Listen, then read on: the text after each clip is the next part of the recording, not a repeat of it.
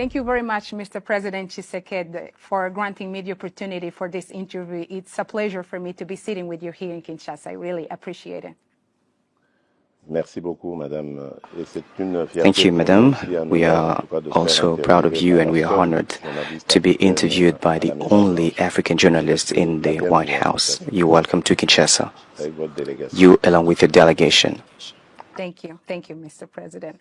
So to begin, I would like to hear from you. How would you describe the current situation in the Democratic Republic of the Congo, Mr. President? Yeah, this is an unjust situation as it's imposed to us. We are victims. We have started so many sites in the Democratic Republic of the Congo. The first one was the one which was consist of building peace. I visited all the 9 neighboring countries to the DRC. I met my counterparts to talk about the necessity of developing common development program for the benefit of our populations. The other project was the one consist of rebuilding our country with infrastructures, and the other one was speaking to the social aspects. We launched free education program, and we are working on the universal health coverage so that we can improve access to health care for all Congolese citizens. And while we were working on all that, we were victim of the unjust war that's hiding looting intentions, the intentions to loot our mineral and agricultural resources. This is unfortunately the unjust situation that we are experiencing. You mentioned a few times injustice and victim. What would you like the international community to better understand about this conflict? Something that maybe it's often overlooked or misunderstood. Well, the international community should understand that this started from the genocide from Rwanda in 1994.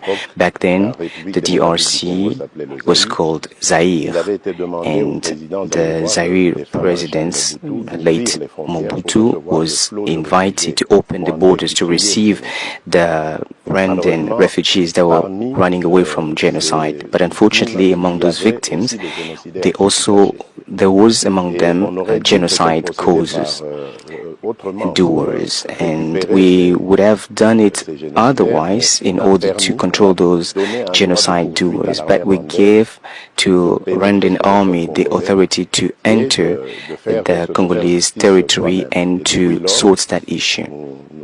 And from that time on, the crisis started in the DRC, and the international community have forsaken us.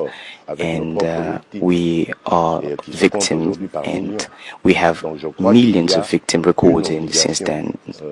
Now, we believe that the international community ought to take side with us and help us sort this situation. That's why I would like to hereby thank the Trump administration for the efforts they are doing, and I'm even convinced that this will be successful. And I really want to say that finally the international community, through the United States taking the lead, have understood that they needed to help the DRC people.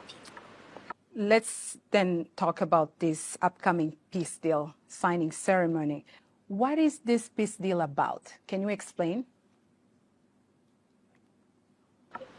Well, there is nothing magic in this agreement.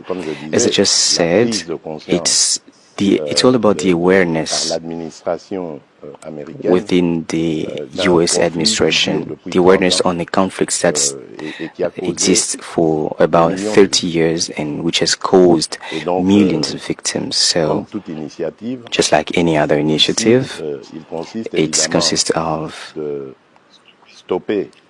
ending the war and achieving the unconditional withdrawal of all the armed groups and all. In addition to that, we also have to come to a solution to this war, which is basically an economic war. And just to give you background, I just said it. This is something I've tried to do when I took office in 2019. I went and paid visit to neighboring countries. And back then, there was Rwanda and Uganda and Burundi that were the most concerned, because back then, Burundi also joined Uganda and Rwanda against the DRC in order to suggest this deal between us and see how we could be able to move towards a cooperation based upon economic exchanges instead of fighting, having these tensions, useless tensions that would have consequences on the stability of the region. Unfortunately, in 2022, Rwanda went on war against us, and Uganda understood that we are now building good relationship with President Museveni, and Burundi, thanks to President Ndayishimiye, they have also considerably improved their relation with DRC. They are now a sister country. Now we hope that with the mediation of the U.S. administration, this peace will come true. Why do you think President Trump is so interesting to bring peace to DRC? Why he's working so hard to bring peace to DRC, in your point of view? First and foremost, because he announced it. And then President Trump represents the first world power. The U.S. are actually the leaders, and everybody knows the influence of the U.S. I was talking about the international community, and I believe that the United States has some responsibility in what's happened in the region. This might not be to mean that they are guilty, but they have the responsibility, which is that they trusted a regime, Rwandan regime, that was involved in the genocide, and as they were trying to correct the mistakes they made, they even caused other mistakes and other crises in the DRC. And I think this awareness from the U.S. administration would change the tide. As you know, Mr. President Trump eagerly desired to bring peace to DRC, as he personally told me many times. And he put together this specific team that has been working really hard to push this deal to really happen. And he not only wants to bring peace to DRC, he also wants to end the war between Russia and Ukraine. He's looking the situation in the Middle East. And my question for you, Mr. President, when we see peace finally reach DRC, are you considering to be the first African president to nominate President Trump for a Nobel Peace Prize? Pakistan just did it, by the way.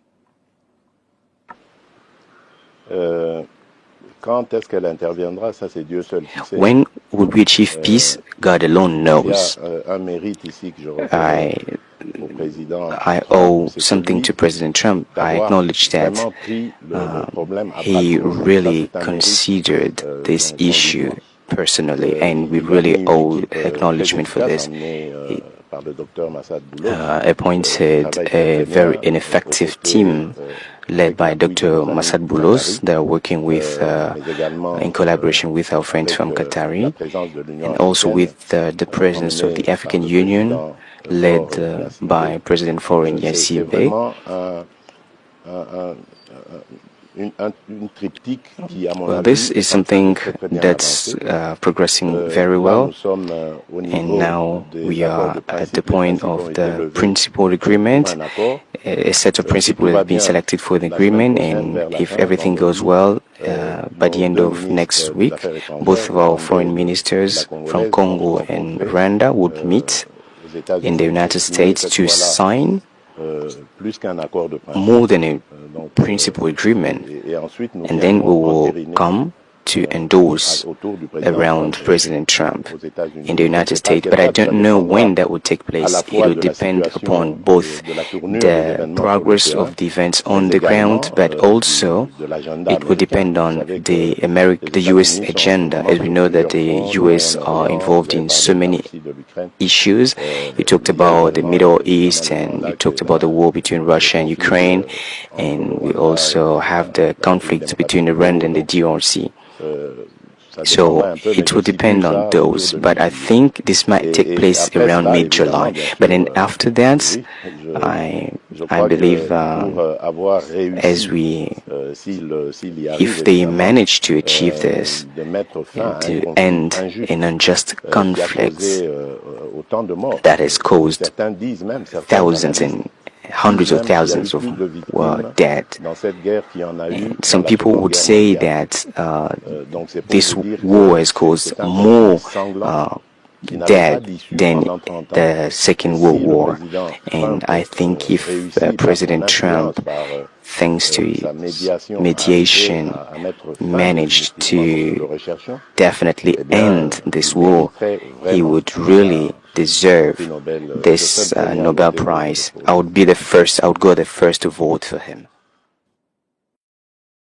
And Mr. President, as we know, the narrative about the Democratic Republic of the Congo around the world is not good. Many people see this country as a very corrupted country and with problems with bad governance. When this peace deal is finally reached, are you planning to lead a very deep work combating corruption in this country? No, not at all. Let's talk about this issue on corruption. Generally, the DRC is stigmatized. Of course, corruption exists everywhere in the world. Even in democratic countries everywhere here, you would hear about corruption cases. So this is not something that is very specific to the DRC alone. And then you have to know that there are multiple items that are to be considered in our country when you talk about this corruption. The first thing is behavior. During all these recent years, we have considered issues with behaviors.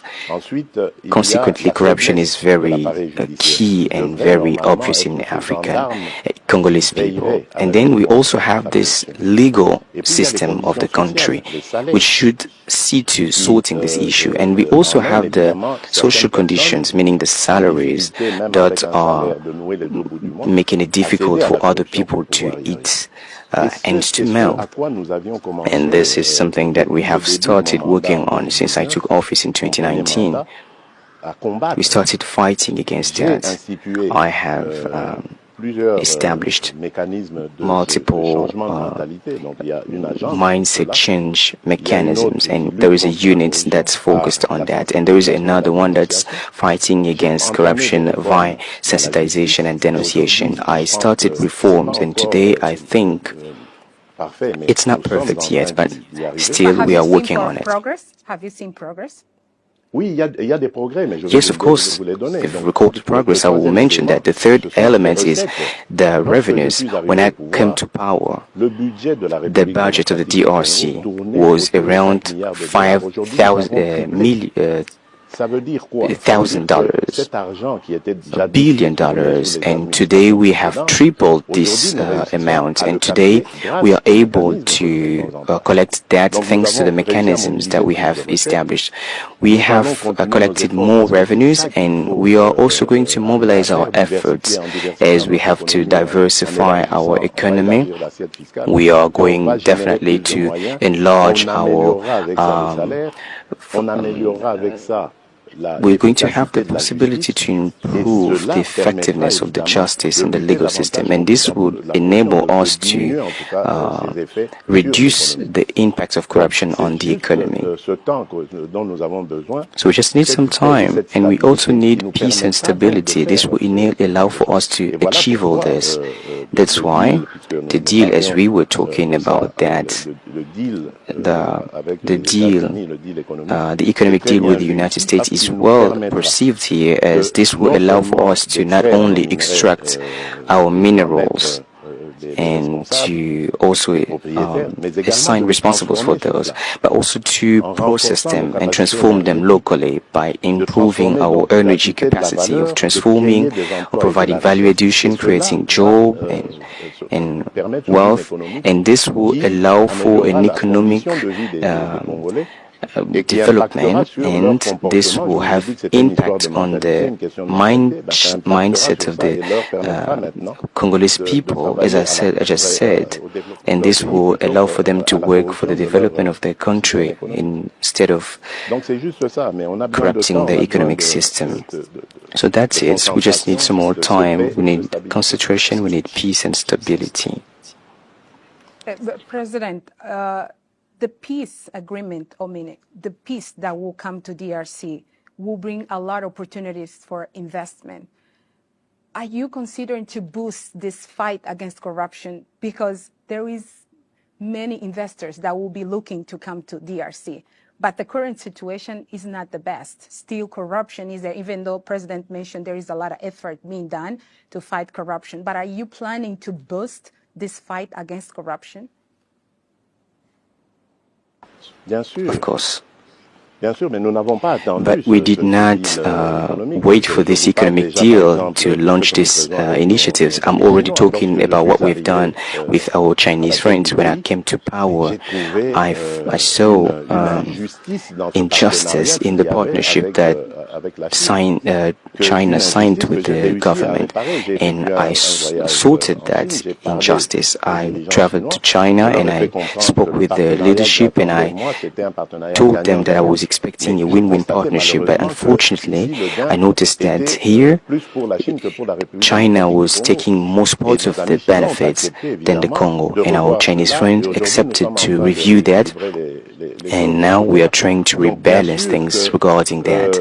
Now, of course, this deal will have impact on not only the life standard, the living standards of the Congolese citizens, but also regarding the behavior, the mindsets, which is very vulnerable to corruption. When you have financial capacity, you are less vulnerable to corruption. So that's it. And how do you plan to ensure security for foreign investors in the areas that were in conflict? Yeah, for those areas, today we are fighting against this conflict. We are trying to eradicate thanks to this mediation by the US, which I commend, but also through capacity building of our defense forces and security forces. And regarding that, I believe we were very unsuccessful, and even the last aggression by Rwanda in the city of Goma and Bukavu demonstrates that we have been very unsuccessful in our defense system. But of course, it's thanks to reforms, partnerships, and also investment into that institutions, namely intelligence service and the army. This will allow for us to improve this protection system for the citizens and for our borders. So that's what we are preparing. And I believe this investment will be welcome, since they will allow for the DRC as well as for the US to build more ties, and consequently we will have more common interests to preserve, and the US experience will also be very beneficial for us in that time. And do you have policies to engage the Congolese diaspora in national development. There is a lot of Congolese very talented and with skills that can also bring their knowledge to develop the country. Are you planning to have any policy to engage those Congolese people in the diaspora? Well, the first policy, as far as I'm concerned, is the law on nationality. As you know, today, Congolese nationality is exclusive. This means when you have Congolese nationality, you have no right to have another nationality.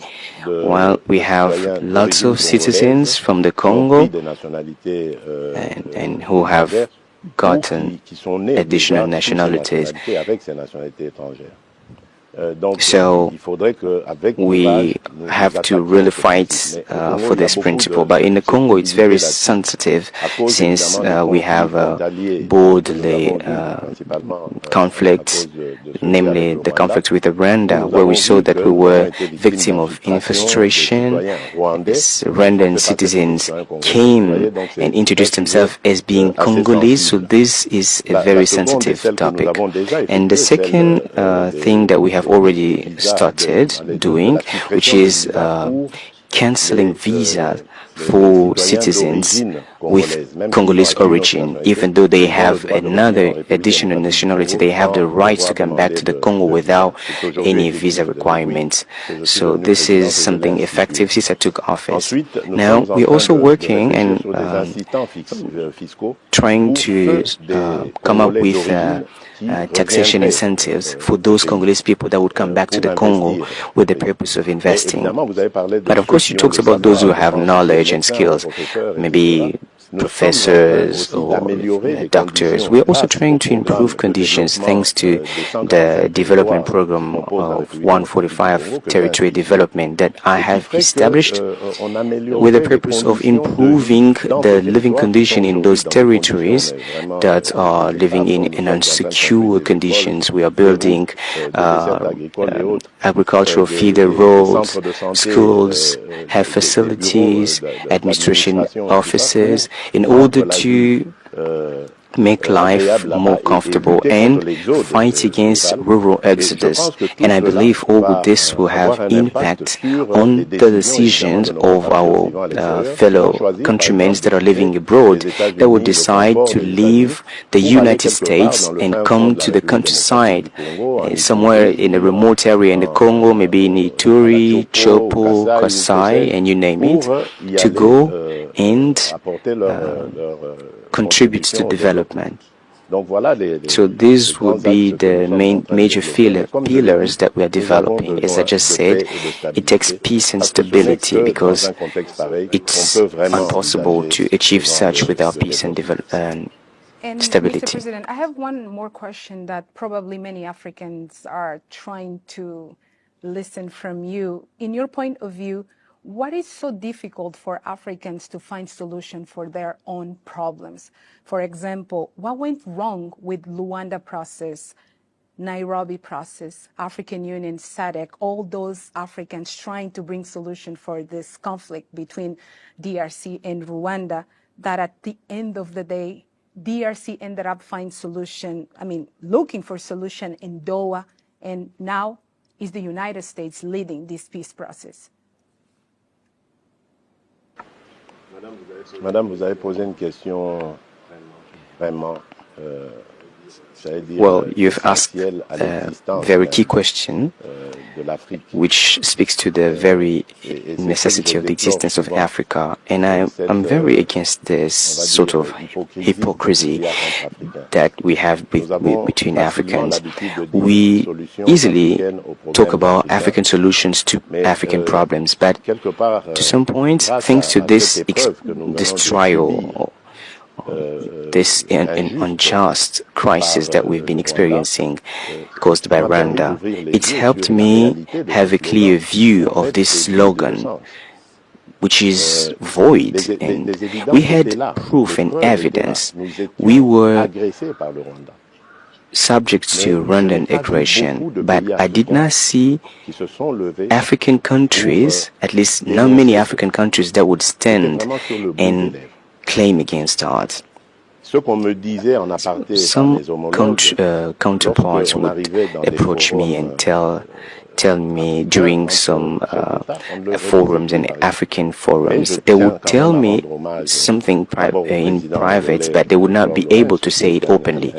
And I have to really commend President Lourenço, who is an excellent mediator, who really tried his level best to achieve this peace. And if there was if we managed to meet in December 15 in Rwanda, we would be able to sort this issue with the crisis. I also commend some SADC countries that have supported us. I would mention South Africa, Tanzania, and Malawi. These are countries that have really considered this seriously in order to make progress. And also have to say thank you to Uganda, Kenya, and Burundi, basically Burundi. They have, they really stood with us and took side with us. I really have to mention this country because many others did not take the courage to be involved as these countries have done. And this is the issue that we have in Africa. Obviously, we also have some influence from outside the continent, I think. But I believe the true independence is to be able to say that we have principles that we agreed upon. And among these principles that we agreed upon, we have the one that speaks to the non-aggression of an African state on another African state. So once this is successful and achieved, this is a principle that we all agreed upon. We should be courageous enough to say this cannot take place, but we're not doing it. The issue with the Africans is that we are ourselves the very problem.